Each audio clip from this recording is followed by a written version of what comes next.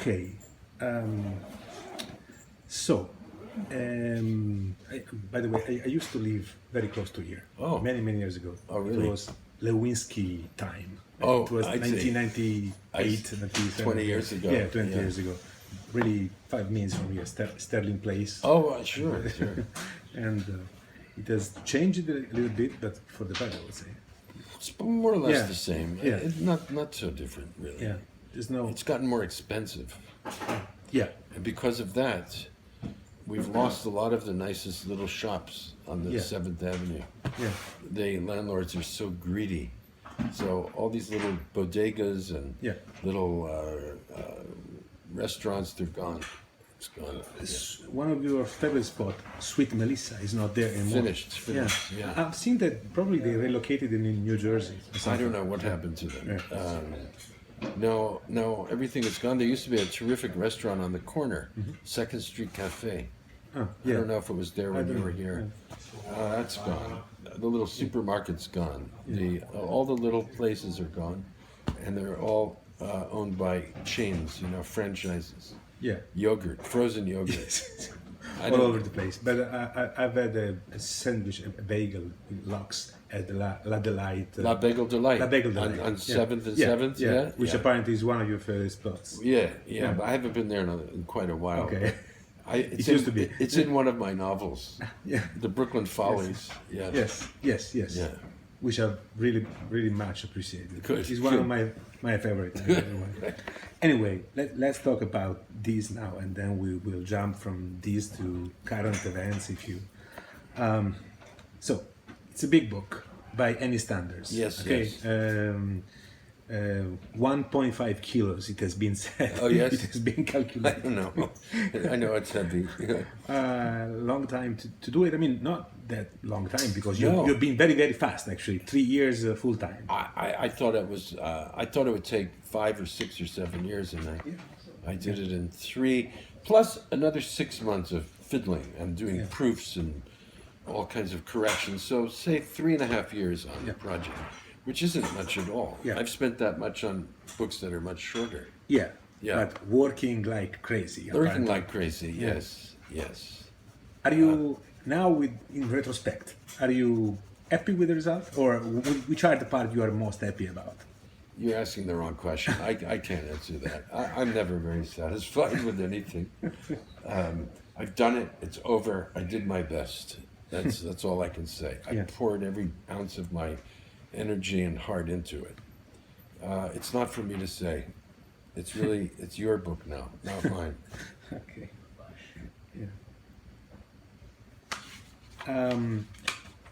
Style-wise, it has been noted, and in fact, that apart from the length, also the length of the sentences grew longer in a way. Is that correct? Not really, because this is something that I've been working on over several books. I think it started with about 10 years ago with Invisible. Yeah. There, I started using longer sentences, and I found it very conducive to tracking inner life in ways that I found very rich. Yeah. And so that continued in Sunset Park. Yes. And then in the 2 books that followed, Winter Journal and Report from the Interior. So for 10 years, I've been building up to this. And the funny thing is, those last 2, Winter Journal, Report from the Interior, which are autobiographical books, not fiction. But that was the first time in my adult life that I seriously tried to think about my childhood. And it seemed to be very fertile ground. All kinds of interesting things were dug up every day, working on those books. And I think that's why this new book was born, because of dwelling on those questions for the first time. And it became so intriguing that this was in parentheses, let me just say, none of this was conscious. I'm saying this Yeah, now yeah, in retrospect. yeah, yeah. But I realize now that I wanted to do more and write a novel, which is basically about being young. Yeah.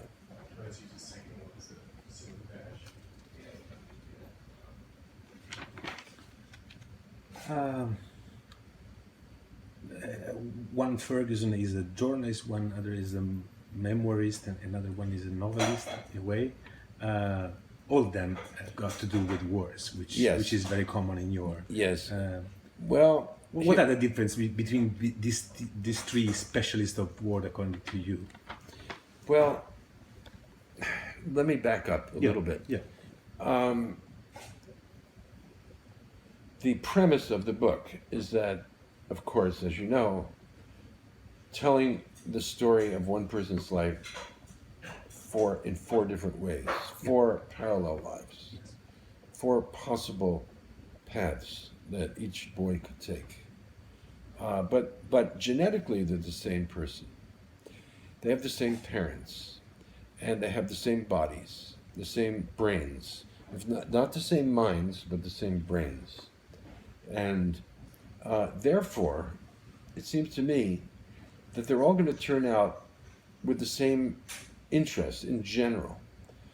Now, I didn't want to write a science fiction novel. I didn't want to make one of them a gangster and the other one an astronaut. You know, those absolutely contrasting destinies. No, they're all going to be in the same arena, but with different nuances to them. And so they all like to play sports. They all have strong bodies and they enjoy physical activity.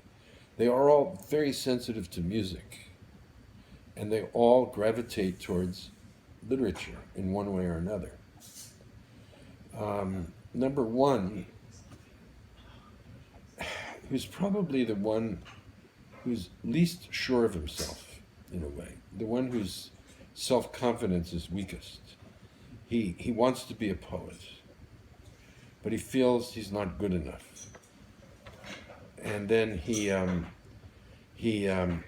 stumbles into journalism as a young person, almost by accident. And then he realizes that he enjoys it a lot. And then he pursues that, but at the same time, for his own pleasure, he begins translating poetry. So it's a way of staying in the world of poetry without being an actual poet. And it does give him satisfaction. Well, number two, his life is very short, so we don't know what's going to happen to him. He, in a way, is, I think, the bravest of all the boys, the one maybe with the most promising future.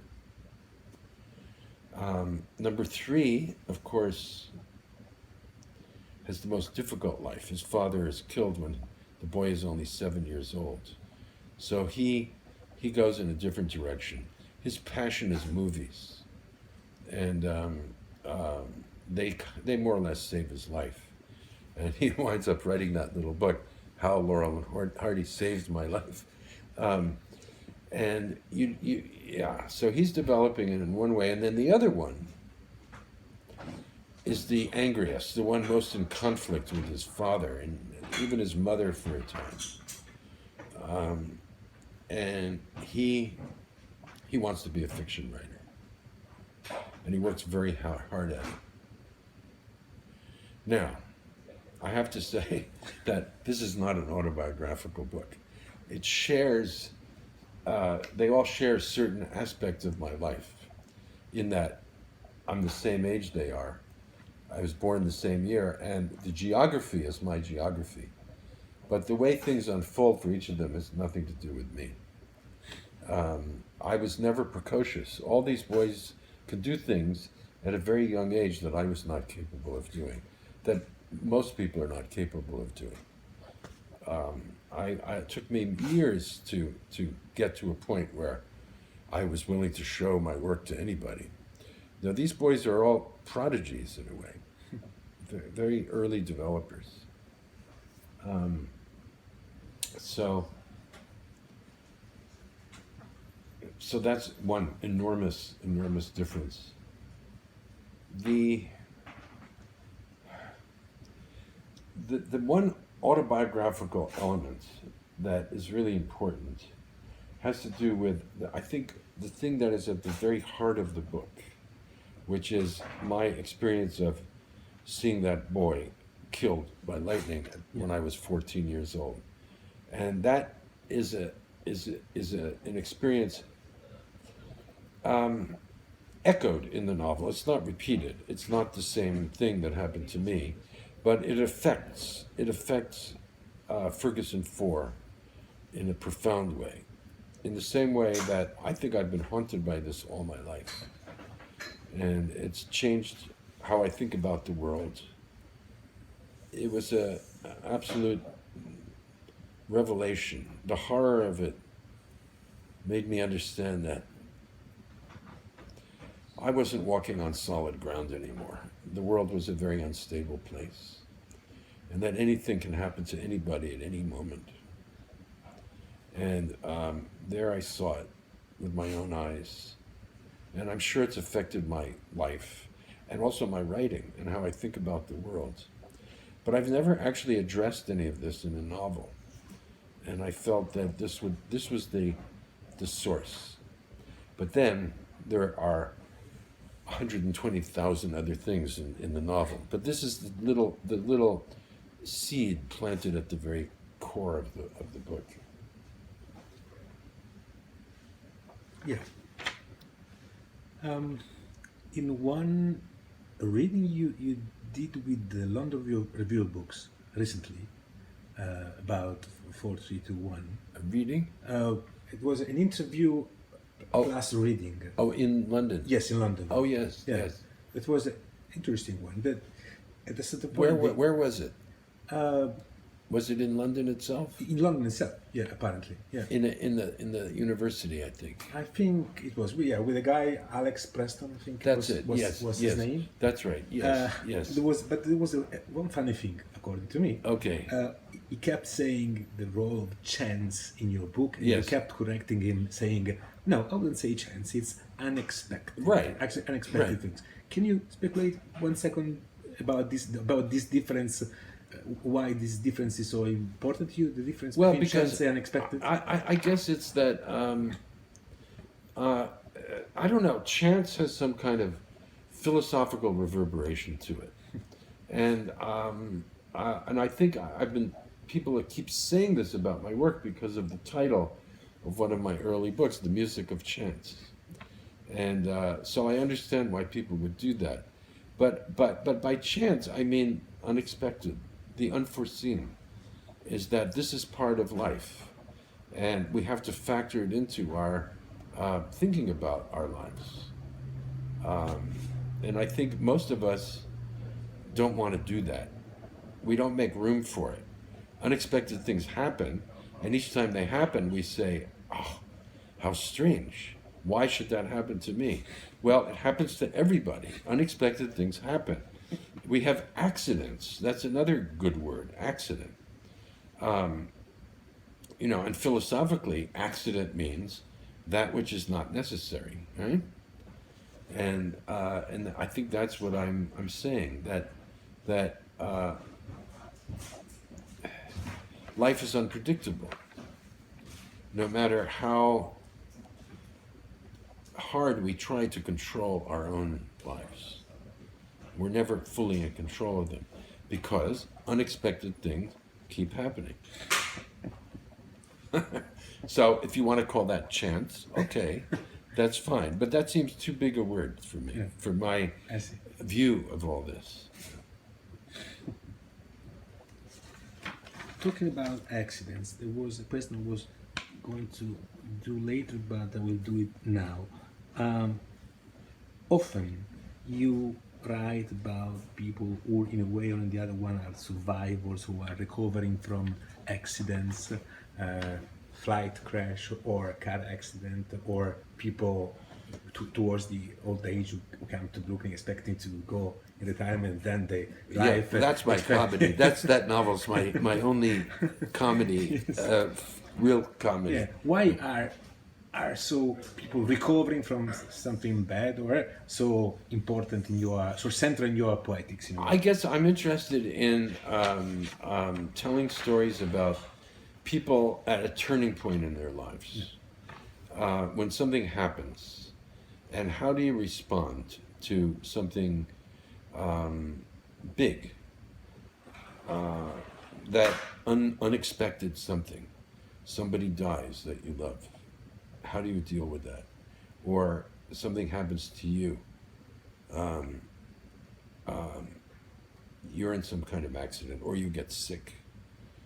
Oracle Night is all about a man recovering from an illness, for example. I think it's when, I think in the Book of Illusions, the narrator says, we only find out who we are when our backs are up against the wall. When everything is going along reasonably well, we don't know who we are because we're not tested. And adversity tests us. And then we find out what we're made of. And so I'm interested in telling those kinds of stories. Why? I don't know. But that's what's fascinated me since the beginning.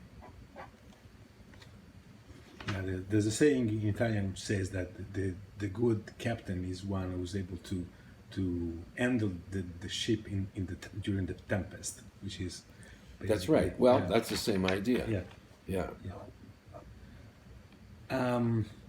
You started this book at 66, which was an important age for you, Yes. for your father. A strange age because that was the year that was how Yes. old my father was when he Yes. died. Yes.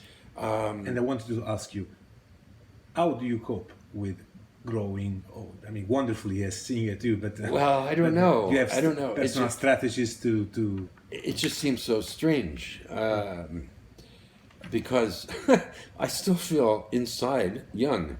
I don't feel different. I don't feel like a wise old man, I can tell you.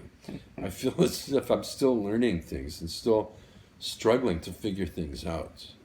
I'm not old grandpa sitting on the porch, patting his grandchildren on the head and telling them how to live their lives. I have no idea. No, I feel the same, but of course my body is not the same. It hurts. It didn't used to hurt. But as someone once told me, a funny joke, said, if you're over 60 and you wake up in the morning and nothing hurts, it means you're dead.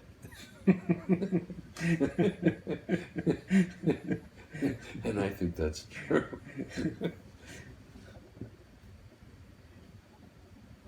So you're making peace with this inevitable. What choice do I process. have? What Yeah, choice do I have? I'm just glad I've made it this far. I never imagined I would live to be 70. It's a strange moment in one's life because, thank goodness, I don't have any big illness. Yeah. I have friends who are very sick right now with cancer, and it's horrible. It's tearing me to pieces. One of my best friends has come down with a bad form of cancer. And when he called me earlier in the summer to tell me, and this is someone I've known for almost 50 years, I hung up the phone. I just started weeping. And I hadn't cried like that since I was a child. Just the idea that this friend is probably not going to live that much longer is really unbearable to me. And we keep losing people. This is the bad thing about being old. All your friends go away. They all die. And so that's very hard.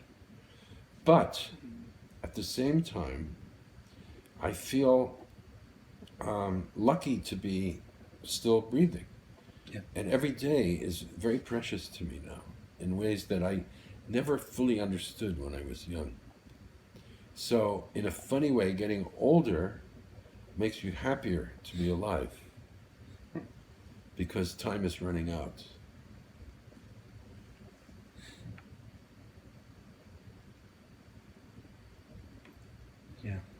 of the paradoxes that I know, I know. haunts us. And in a way, in a way, you become happier. Yeah, makes perfect sense, of course. Yeah.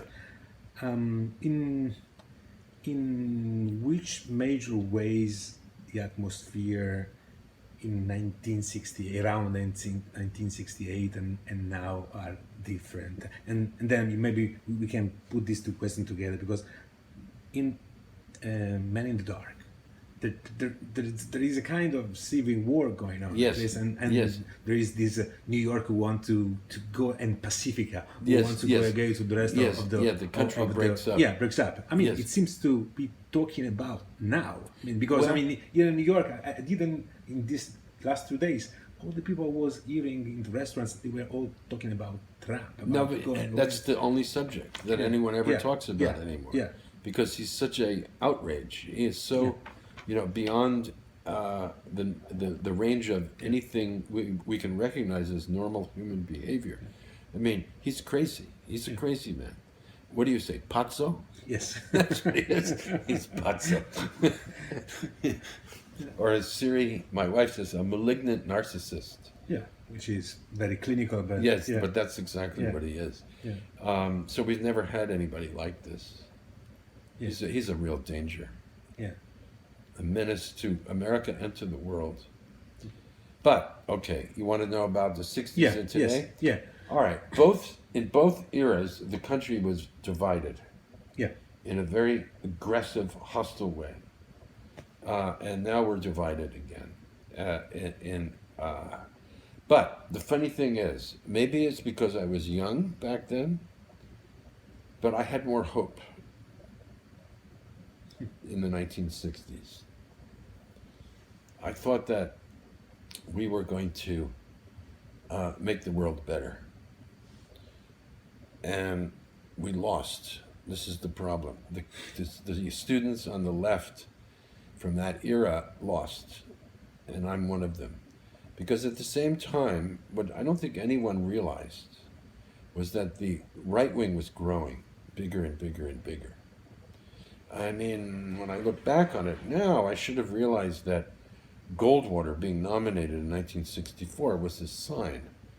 But because he lost so thoroughly, I think we thought, okay, that little moment is over.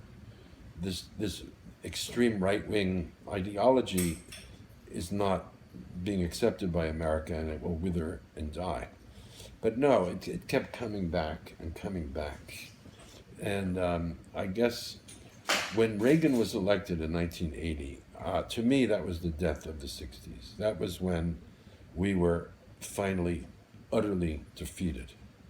And since then, America has been taken over by the right wing, and willingly, let me put it this way, willingly. It's not as if this is some kind of authoritarian coup.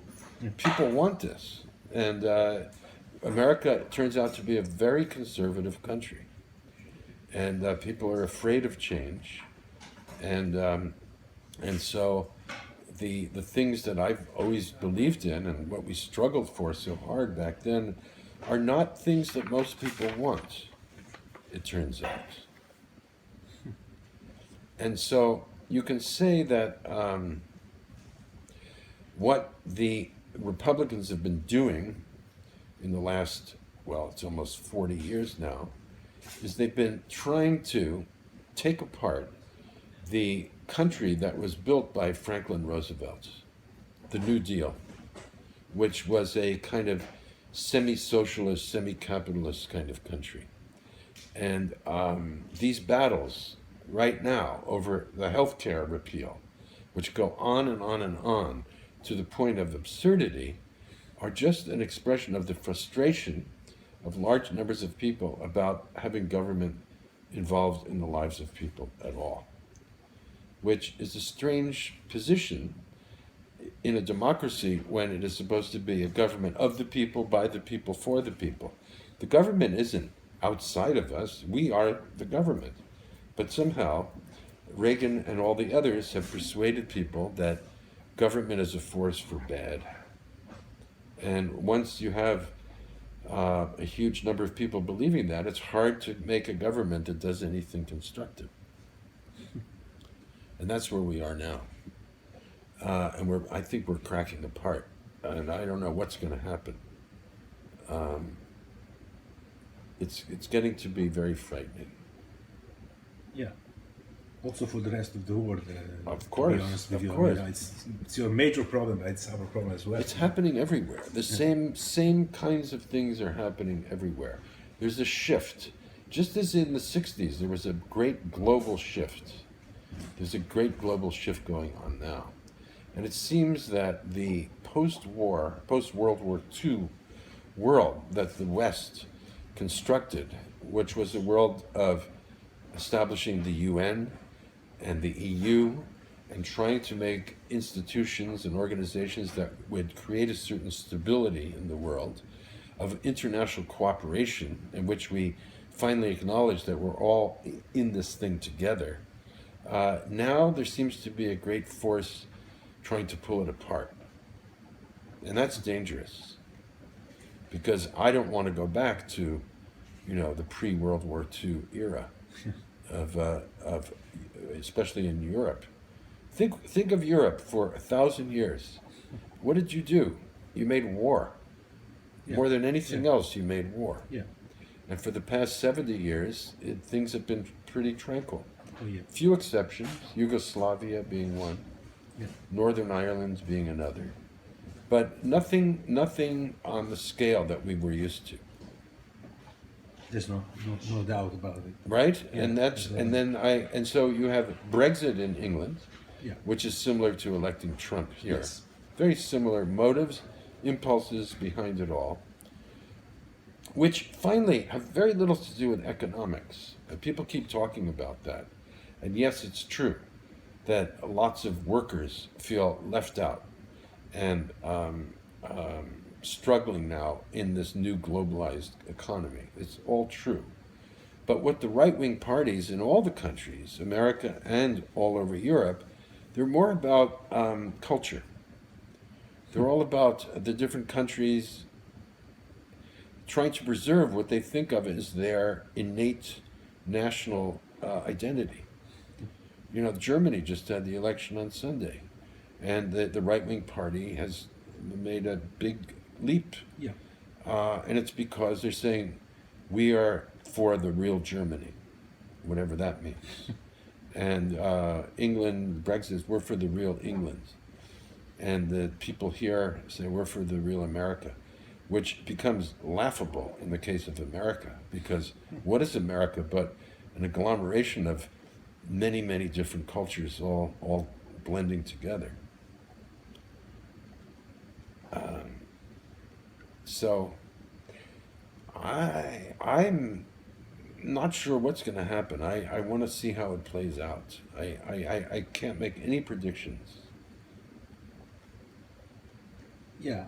And because of course, also in the book you go through that, but you already had some very bad presidents. I'm talking about Nixon, for instance, or in another way, George W. Bush. I mean, Yes. with this ludicrous war to Iraq, we are No, still that- paying the price. This shook up the world in a really Yeah. terrible way. But And we're- in which way, according to you, this one is even worse, if it is? what, Iraq? No, this president, I mean Trump, is even worse to It's the worse bad than- president you well, had in the past.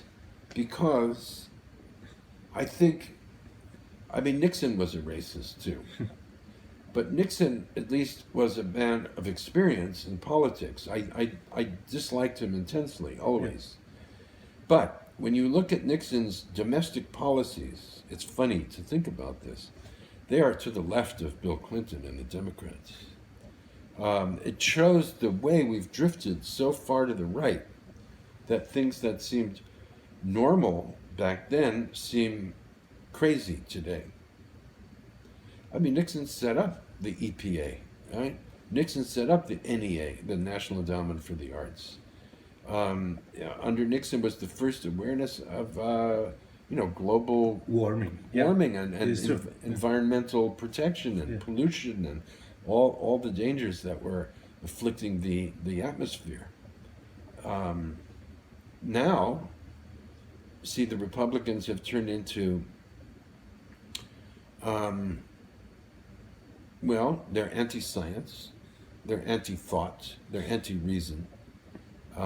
They call upon some kind of belief in the free market, which of course is a joke, because the free market is really about the rich getting rich and more rich. There's no concern for the common man, the common woman, the workers out there who are struggling. We've turned into an oligarchy here. And that is something that is anathema to a functioning America. We can't have that. We need a sense of equality and opportunity. Otherwise, what are we?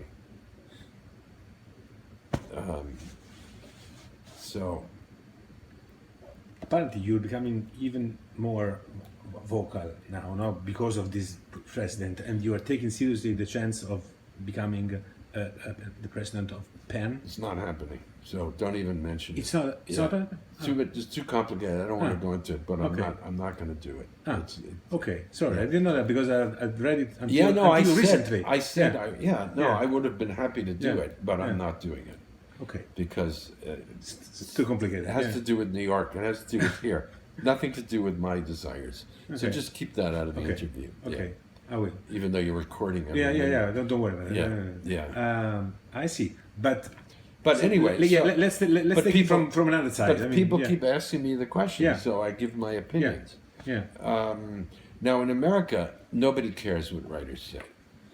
Writers are invisible creatures here. And writers are never on television. Writers are never asked their opinions about anything. But elsewhere, they are. So, before and after the election, British TV came here a few times. They wanted to hear what I had to say. Yeah. So they asked me, I'm happy to talk. I'm happy to do that. And I have my opinions. I don't think my opinions are so different from those of millions of other people. But if they're giving me a chance to express them, I will. In fact, you expressed them. I don't remember where I took this, but asking you, probably it was The Guardian, I think, asking you what you do if you had power to do. One of the things you quoted was raise the pay for teachers, which I found wonderful. Can you speak a little bit more about that? Why is that so important? You said raising the pay for teachers, healthcare, and then école maternelle.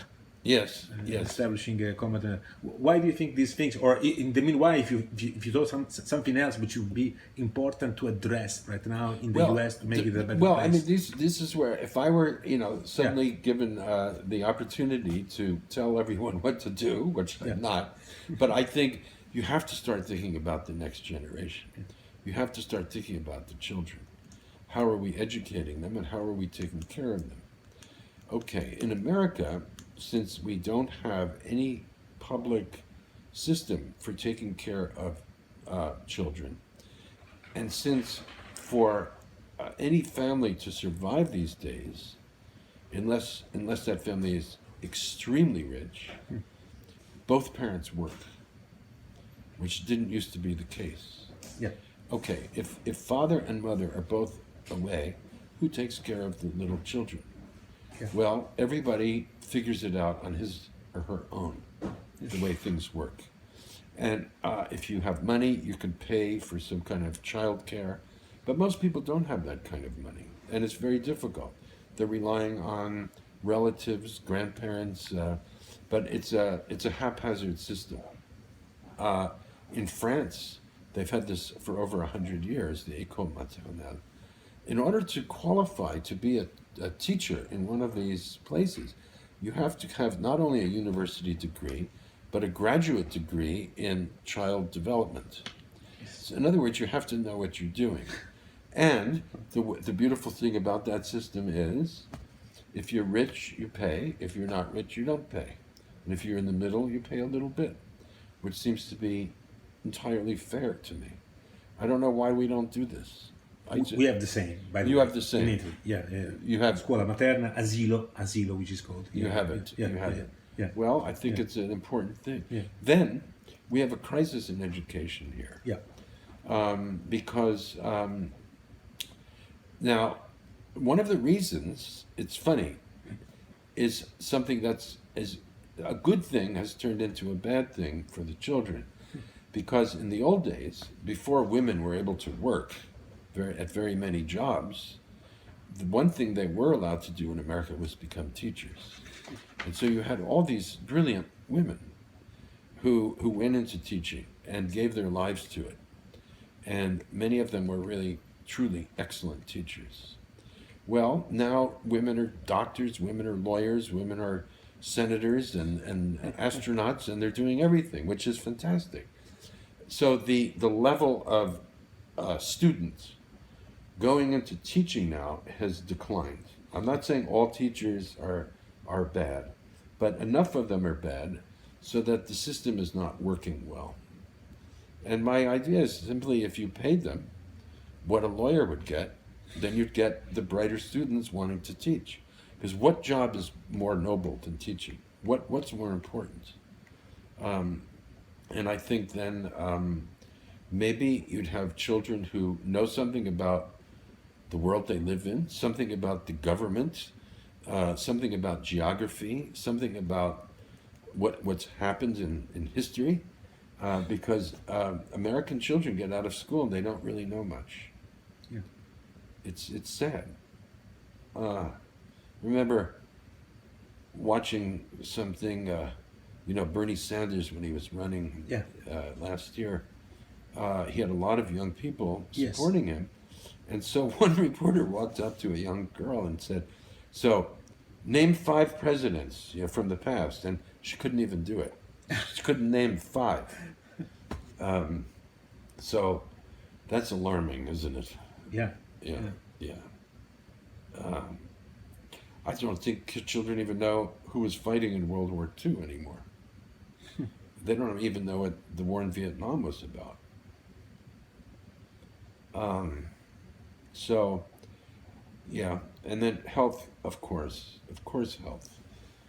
It should be a right for everybody not to have that pressure of worrying about getting sick. The other thing is, I mean, if you want me to keep changing the world in America, yes, please. I think all education should be free, so that what we do in our best colleges and universities are very expensive. Oh yeah. They cost $60,000, Yeah. $70,000 a year. Yeah. I mean, nobody can afford that except wealthy people. And then the ones who are bright and qualified to go to these schools, and they don't have a lot of money, they take out loans. Yeah. And they're in debt themselves. And they're in to debt. that. Yeah. And so Yeah. there's nothing worse than giving our children 100 pounds to carry on their back as they start out in life. It's very cruel to do that, and it's counterproductive. It makes for a less thriving society. So those would be the first things I would do domestically. Yeah. By the way, since you quoted him, and I was following him in Iowa, Bernie Sanders wanted to do that. Yeah. By the way, No, he did. No, I agree. Free tuition. I mean, it's No, I one agree. of his But listen, standpoints. this is not an original idea. No, from anybody. Look, even here. But he was called the socialist for that. Yeah, I mean, no, but can you imagine? But listen, in New York City, I mean, you read my novel. Yeah. There's that whole thing about going to Brooklyn College at the end. Yeah. Until 1976, it was free. Yeah. Free. All through the city of New Yeah. York. You go to City College, Brooklyn College, Queens College, Hunter College for free. Yeah. And then... And you didn't even need the money of your father deceased, as in the book. I mean, No. it's the 100,000 bucks that he gets. That's from right. the sale. That's Yeah. right. That's right. No. You could go for free. For free. Yeah. And then all the state universities used to be almost free in all the states. The big college, University of Minnesota, University of Michigan, the state universities were Also, Berkeley used to be free. For Californians. Yeah. And so I'm not saying that, okay, if you want to go to Harvard or Columbia, fine. But you don't, it should be set up in such a way that you don't have to go there to get a good education.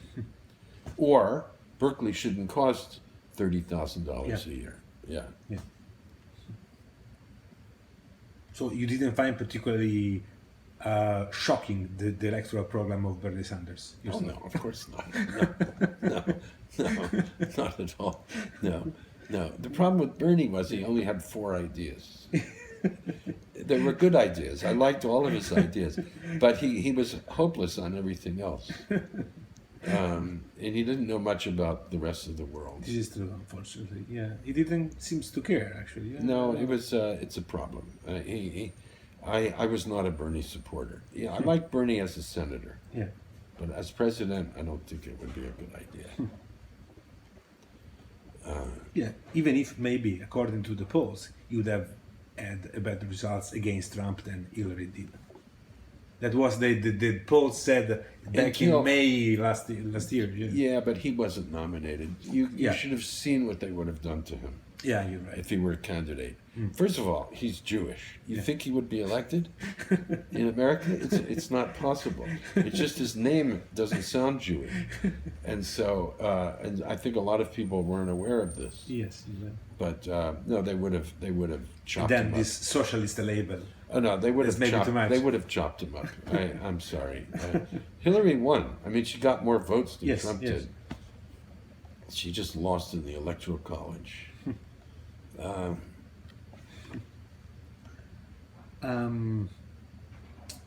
Listen, okay.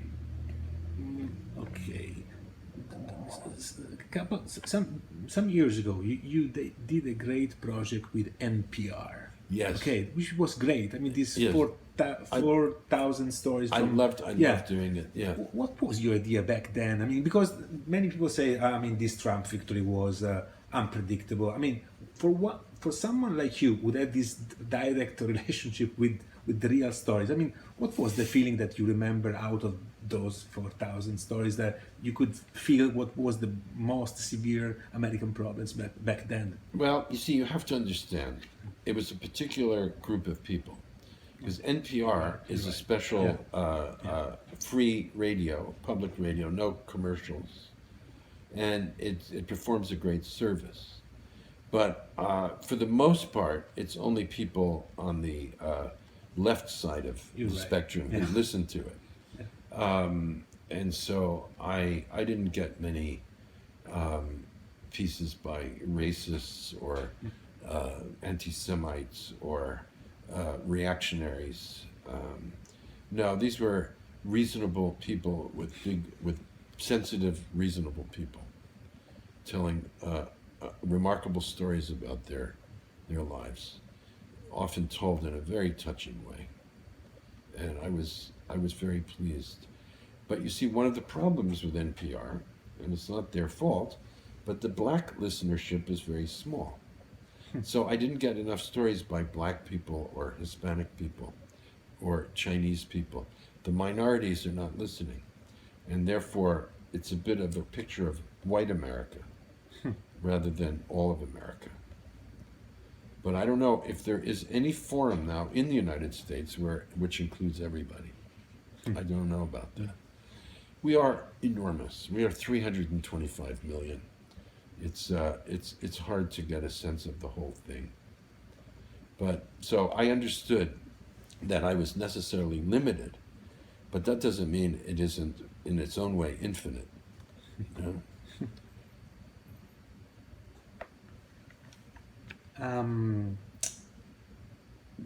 The last year or something, I've interviewed some of your colleagues here in New York, and I wondered if you say something about. I mean, I've interviewed Don DeLillo for his Oh, last. my friend, I just novel. talked to him on the phone yesterday. I Yeah. see.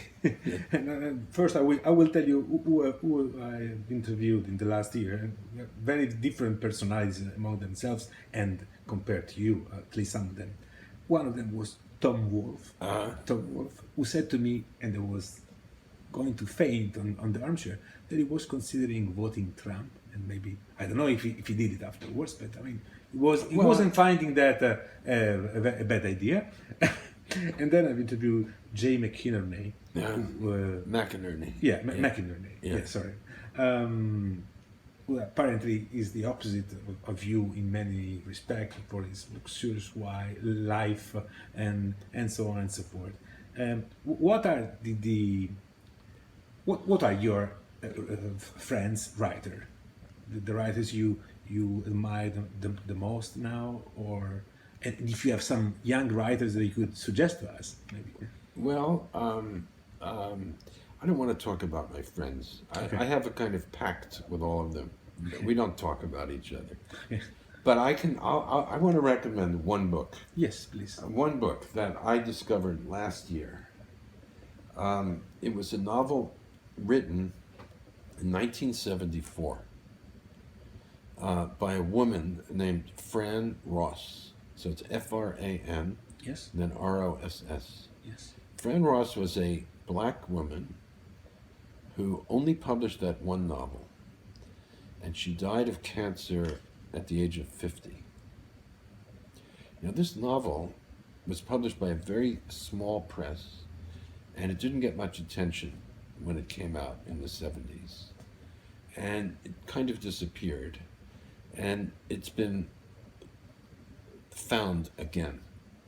And New Directions, a good publisher, issued a paperback of it in 2015. And her book is called Oreo, like the cookie, you know? and it's a book about a girl whose nickname is Oreo, who's half black and half white. And she goes off on a search for her Jewish white father, who's been missing ever since she was a baby. It is one of the funniest books I've ever read.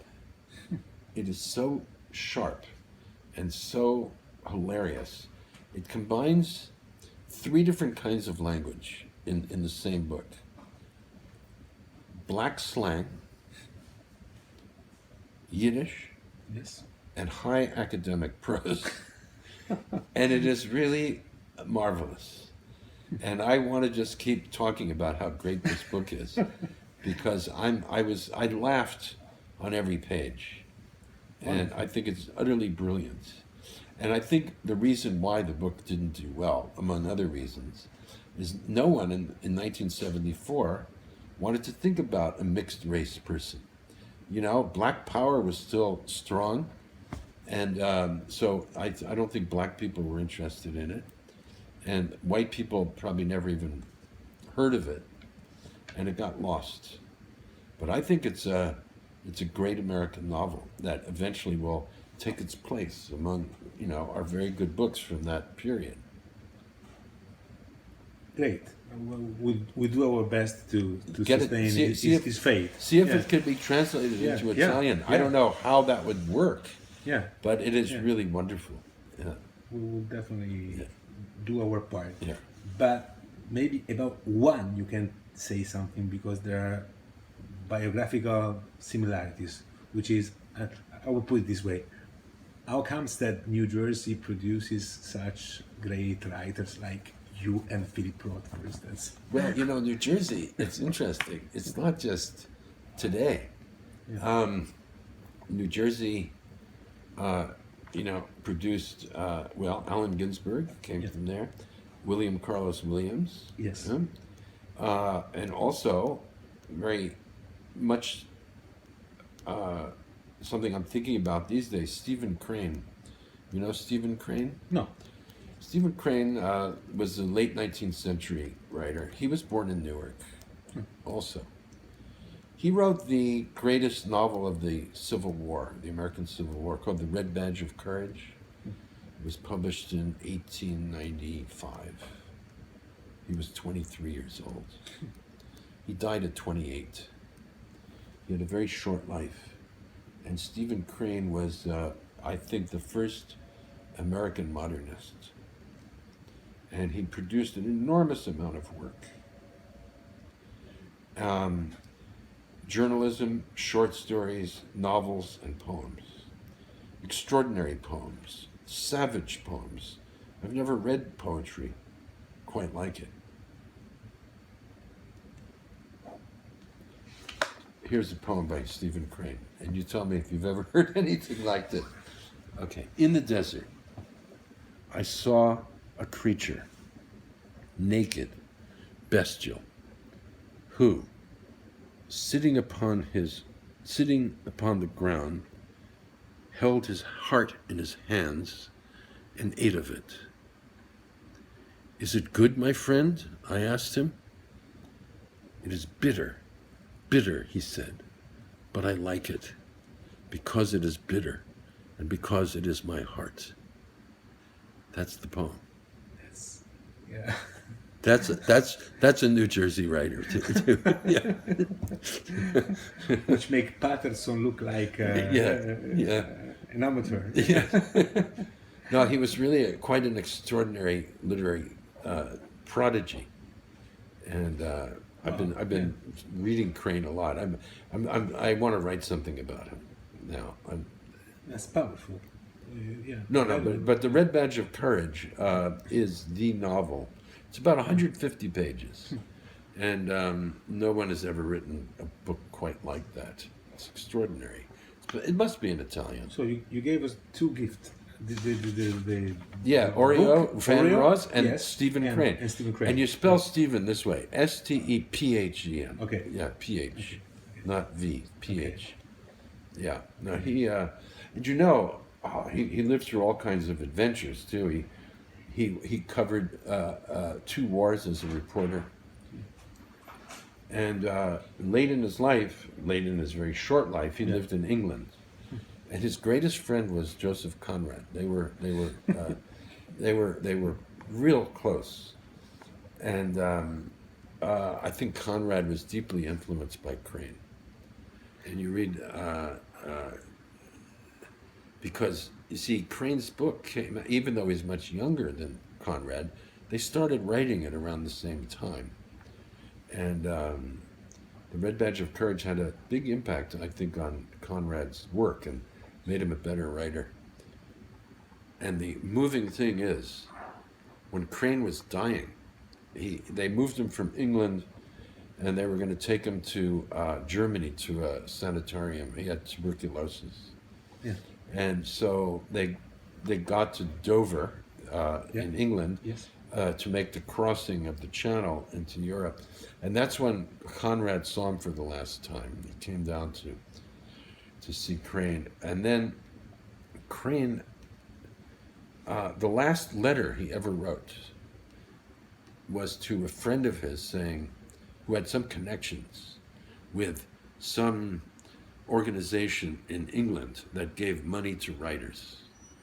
And he said, I think if you can, please, please, please, try to arrange something for Conrad, who's so poor. And I'm afraid he'll never be a writer appreciated by anyone but other writers. And he's destined to be poor all his life. And if you could get him this annuity to support him, it would make me very happy. And that's the last thing Crane wrote. Great story.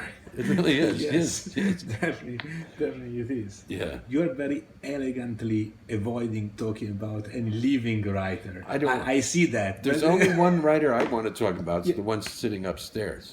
Okay. Okay. Because Siri Whose book I really very much appreciated. Yeah. Yeah. Well, she's a brilliant writer, Siri, and without question the most brilliant person I've ever known. Because she's not only writing novels, she's writing essays about art, which are astounding, but also philosophical essays and essays about medicine, neuroscience, psychiatry. I mean, she's teaching at a medical school now, you know. I didn't know that. No. Yeah. Her students are young psychiatrists, the psychiatric interns. Yeah. She has a class with them. She's been doing that for a few years. Now, I know that her reputation in Italy is growing as well. Yeah. But she's a force. And I very much appreciate things I loved. What I loved. What I loved, sorry. Yes, yeah, Because I was trying to, yes. to translate from Italian, yeah. Yeah, that's a Quello che masterpiece, manca, I yeah. think. Masterpiece, yeah. Extraordinary book. And then the other, the most recent novel, The Blazing World. I think that's her very best. She's just published in America, 600-page book of essays. So she's working very hard. I sometimes say to her, "You're a woman on fire." And she is. So I live with a writer I admire thoroughly. And Which is a great chance. it's, yeah, no, it really is. It really is. You don't want to say anything at all, not even about film directors that you like? Possibly someone we don't know, someone that Yeah. you can suggest to us or Well, work as a talent scout for us. Or, well, I could talk about, current filmmakers. yes. Well, I'll tell you, there are a lot of filmmakers I like, but they're not so young anymore. I realize that they're more from my generation or a little younger. I just watched. I was in Finland, but I watched again a whole number of films by Aki Kaurismäki. I think he's Great. really brilliant. I dig it. I just think he's got something really special. And then and I've never met him. We almost met when I was in Helsinki last month, or this month. But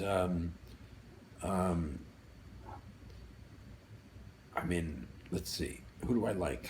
I like Pedro Almodovar very much. Okay. I think he's made some masterpieces, and he's one of the few, maybe the only one alive, I think, who's a total master of film in all its aspects. By that I mean he writes his own scripts, but the camera work is exceptional, the colors are exceptional, the music and editing are exceptional. He seems to have mastered every component of what it means to make a film. Some of his films are greater than others, of course. That's true of every artist. But at his very best, I think he's one of the best.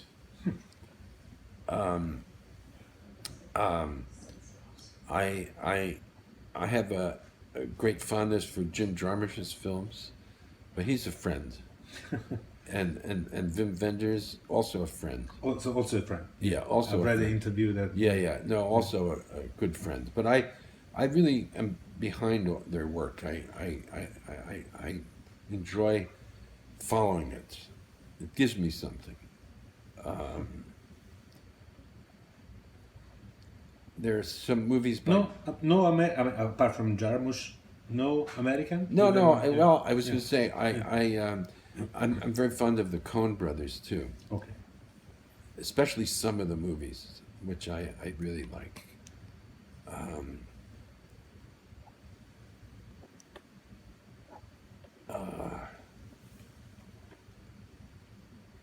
Mike Lee, I like Mike Lee very much, Me too. Yeah. and then there are films by John Borman I've liked very much too. John Borman? John Borman, who's a friend, but I think John is an excellent filmmaker. You know what I'm talking about? No, not this one. He goes back. Point Blank, that was his first. Okay. Deliverance. Okay. Deliverance. Hope and Glory. Okay. Yeah, Hope and Glory is one of the really good movies about childhood I think ever made. You never saw it. You should see it. No, yeah, I will Hope definitely and will. Glory. I definitely will. I don't know why, but I was expecting that you were going to quote, but I never found it anywhere. So, Kenneth Lonergan, do you know this guy? Manchester by the Sea. Oh, I have to say, that movie didn't do much for me. Huh. Yeah. Okay. Yeah. Okay. Yeah. No. I saw some, similarities in unexpected events that can change the course of life. In that Maybe. case, that's Maybe. fire who took. No, you do. I don't want to convince you. No. Okay. Okay. So these are the guys you like more. A couple of last things. Um, can you tell us, even if this is not very literary, but what are the things that in this stage of life, now that you are ready from, I mean, you liberate yourself from this heavy task of the book, you like more doing in your spare time, if you have any? Things that you enjoy doing. The same things I've always enjoyed doing: reading books, Yeah. watching films, following baseball, listening to music. Okay. I think those are my favorite pastimes. Taking walks, but I can't walk as fast and as far as I used to. Which kind of music do you like? You know, it's a range of all kinds of stuff. I particularly listen to classical music, Okay. but there are other things too. And you know, our daughter's a singer, Yes. and Yes. she's a remarkable singer. Yeah. And so we follow what she does very closely. Is she living in New York? Or? Yeah, yeah. Okay. There's a thing which has always been said to you, and I'm afraid that this irritates a little bit you when it's repeated, but I will run the risk, which is having been lived in Paris so long, in Europe you are. Many critics tend to recognize you as more European as a sensitivity than American, and you don't agree with that. But according to you, I'm always writing about America. I don't know. Yes. And I write in the American English, and yes. I write about American people and American subjects. Yeah. So But according to you, why this myth took place so deeply? I can't answer that. I have no idea. This is what other people say or think. I don't say or think these things, so I don't spend any time worrying about it. Maybe only because of that Paris years, probably. I don't know. I don't know. Lots Or of other that's- Americans lived in Paris, and no Yeah. one ever said that about Yeah. them. Yeah. I don't understand it. Maybe because I've translated French poetry. Yeah. Yeah. Maybe. Yeah. But that seems pretty flimsy. Yeah. Yeah. Maybe also because you are more intellectuals than many American writers. Maybe I don't know. I'm only guessing. I don't know. I don't Yeah. know. I mean, I can't tell you. In somewhere I've read related to you a couple of roots, intellectual roots of your work, and I was a little surprised by that. I mean, they were. I thought it was in the Guardian as well. They were Lacan and Thoreau. Not Lacan. I've Yeah. never read Lacan. Yeah, I mean, Did yeah. they say that? Yes. In fact, I was surprised. I will send it to you. I but- got it here somewhere, but I don't know where. I never said that. No, you never said that. But there was this critic who said, I mean, it's so clear that Paul Auster, I mean, belongs, I mean, holds so much It's to so- Lacan. It's so and- ridiculous. I read one essay by Lacan when I was 19 years old, and I've never read it. I mean, Siri knows all about Lacan, but not me. I've never read it. Thoreau, yes, Yeah. Thoreau is an enormous figure for me. Okay. But Even if the relationship of your characters with nature is not always that present, or at least I don't see it no, so much. it's but- not that I'm a naturalist the way he not at all. was. Yeah. But I'm talking about the level of personal integrity, his politics, his view of America, and the beautiful, beautiful prose. Yes. I mean, as a stylist, he's unsurpassed in America. Brilliant writer. Now, if there's a French philosopher Yes, you please. want to talk about, the Yes. one that made a big impact on me is Merleau-Ponty. That's the one. Okay. That's the one I read very, very thoroughly when I was young and learned a lot from. About the embodied self. This makes a lot of sense to me. Okay. And I don't know if you've read Merleau-Ponty. Yes. You When I have? was at high school. In high school. Maybe it was too early. Yeah, well, the phenomenology of perception, I think, is a great philosophical work. Okay. Can you? Okay, we almost done. One thing you got in common with Don DeLillo, among others, that you certainly know, is this thing that you still write with the same typewriter. I mean, Well- I mean, is that really? I've read many things that you said about your typewriter. What wouldn't it be much easier to write with a computer rather than going through the? No, because you see, I don't write with a typewriter. I write with a pen. Yes, I write sorry, everything yeah, by yeah, hand. you're right.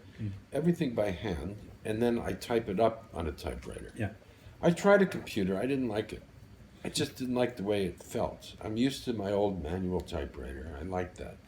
So every book I write now has three scripts going on. There's the manuscript, Yeah. and then there's the typescript, and then I give that typescript to somebody who types it up again into a computer. So there are three levels. And then the computer version is good because then I can make changes and it's easy to fix it.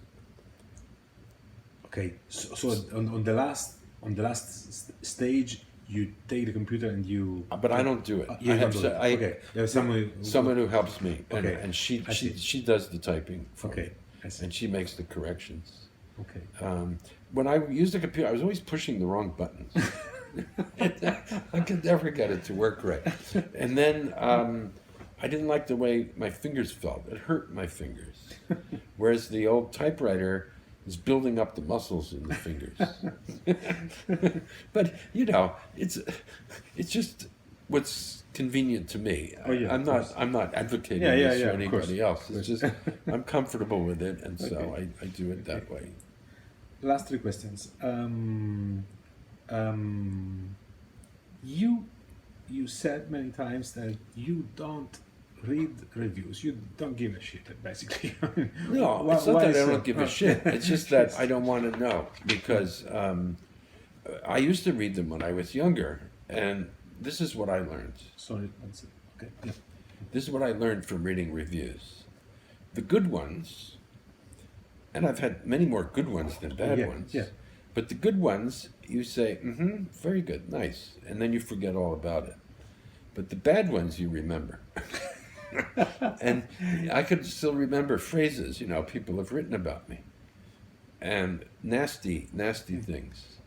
And I don't know if I really want to fill my head with all this antagonism. It doesn't do me any good. So if I'm going to be honest and ignore the good ones, then I have to ignore the bad ones, and vice versa. And just push on. Just go forward.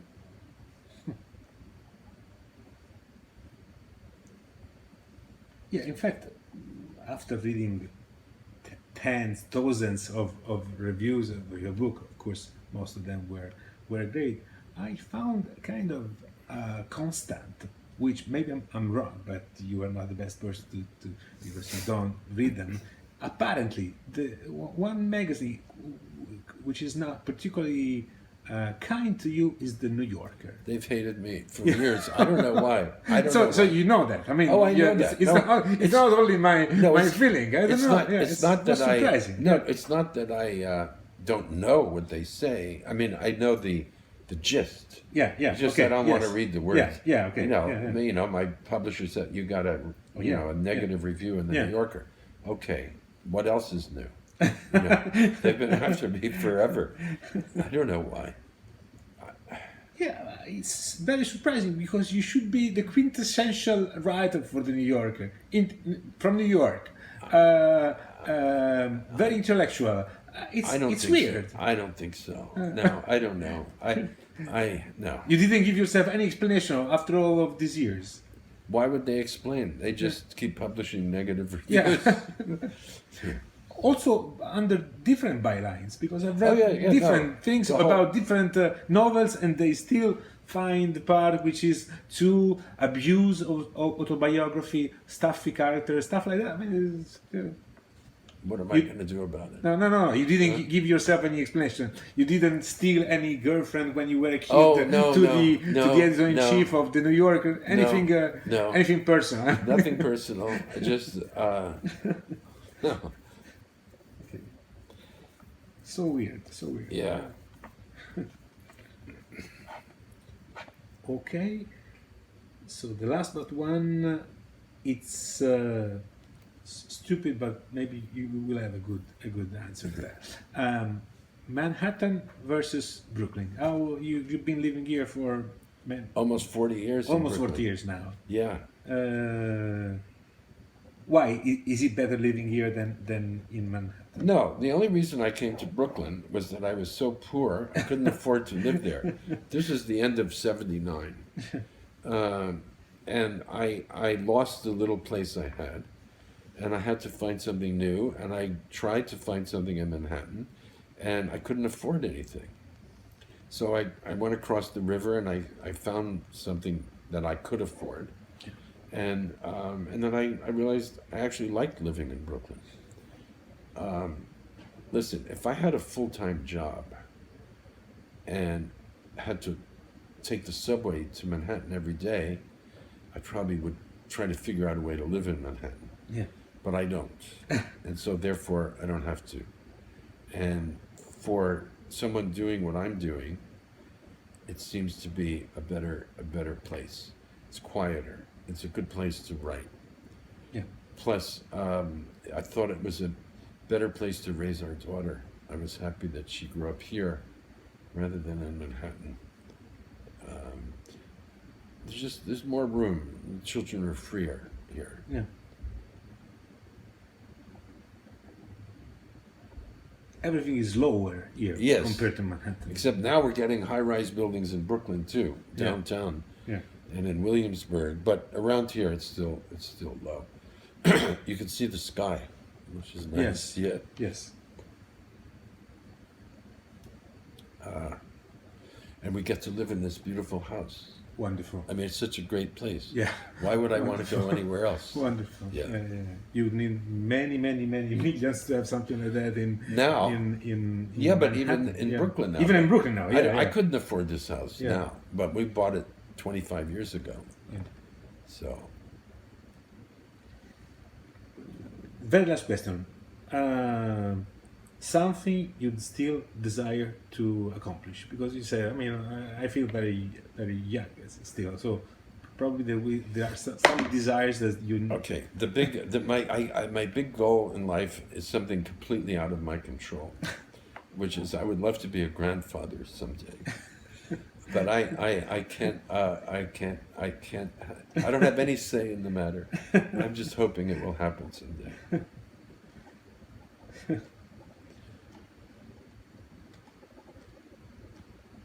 I like children. I like little children, and that would be something wonderful to have back in my life. Because all my nieces and nephews are all big now. You know, I don't have any little ones. You have two chances for achieving this dream, because That's right. You got two kids. That's right. Yeah. But so far, None of them. No. Not even the bigger one. No. The older one. so we'll see. We'll see. How old are they now? 40 and 30. Huh, Yeah.